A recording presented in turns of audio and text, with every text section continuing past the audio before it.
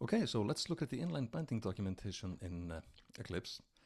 I'm going to start by hovering over a tag, and I can see that this tag has extended API information shown by the API Ext badge up here.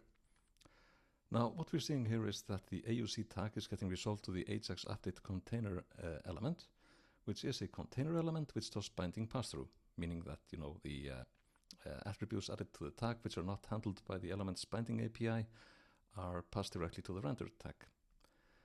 Then we get some documentation for the tag. This is created using a subset of the Markdown language, and then we get a list of the bindings.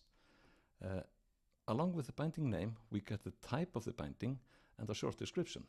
We also get to know which direction the binding heads in, and let's check that out in another element, like checkbox. We have added an API Ext documentation for that.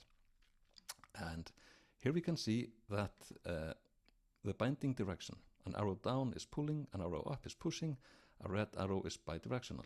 And you can also see the type that the element uses, that the binding uses in each case. And that's kind of nice.